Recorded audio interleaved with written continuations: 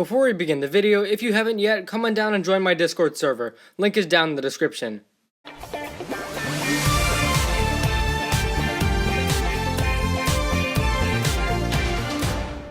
Hey guys, welcome back. We're going to be reviewing the 9th episode of Season 15, The Storm Amulet. The Merlopians discovered that the ninja have headed to the Island of the Keepers, and so they set their course there as well. The ninja arrive at the island and meet up with the Keepers, who convinced them to give over the Storm Amulet for protection, and then they discovered that this amulet is a fake. As we know, the real one was taken by Clutch Powers. So the ninja go back to the bounty to inform the B team back at home, and this is where Kalmar and the Merlopians arrive. There's a bit of a standoff here, and it results in Kalmar learning that the Storm Amulet, the real one, is in Ninjago. So he destroys the Hydra bounty and escapes, and Nia feels guilty because of what she said to Cole on the phone. Kalmar was able to find out where the Storm Amulet was, but the episode ends off with a bit of hope because not everything is lost. This episode has major Season 14 vibes, of course, because we're back on the island.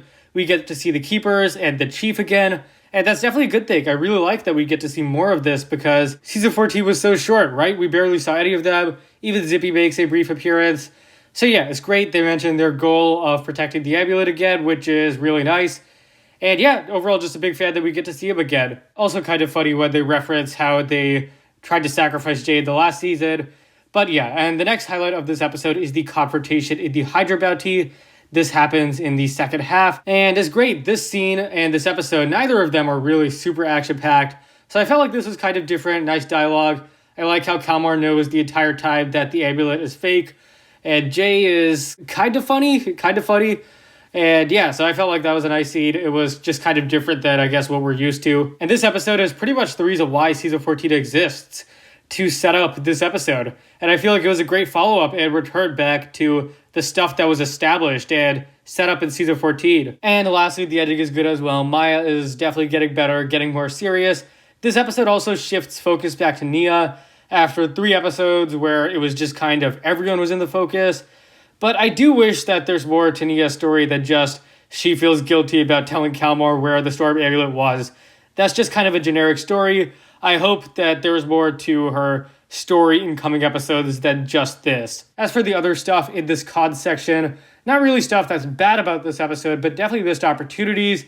Chief Amethyst says that they've been preparing for this moment for thousands of years, which is a really cool line. But then when this moment comes, what do the Keepers do? Well, not much. The Merlopians and Keepers happen to be at the same place at the same time, and not once do they ever come face to face or fight each other. And yeah, I mean, I feel like that's kind of a missed opportunity. Some sort of Keepers versus Kalmar fight would have been really, really cool. And I just generally wish the Keepers had done more in this episode. It's great that they were brought back, but I think they could have done more. Lastly, I don't really like how the Keepers in this season and the last are portrayed as dumb, kind of.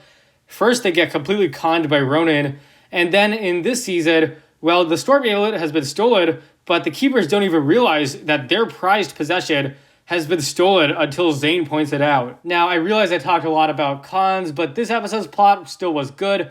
I just would have done it very differently. Personally, I feel like it could have been better. Still not bad, though. In terms of characters, Nia, Kalmar, and the Keepers are all pretty cool. Not too much action, but I definitely enjoyed the standoff between Kalmar and the ninja. And the emotion comes at the end. Very typical Ninjago stuff. A character blames themselves for a bad event. Still good, but yeah, very typical. And so despite the bad stuff and issues I have, I will still give this episode a 9 out of 10. Overall, I enjoyed it, but I do feel like it could have been a lot better. This episode definitely has its fair share of flaws, but I still enjoyed it. It was fun to watch. So call it, I guess, a flawed episode that was still good. So yeah, thanks for watching. If you enjoyed, be sure to leave a like, subscribe, share with anyone and everyone you know. Share your thoughts on episode 9 below, and I'll see you next time.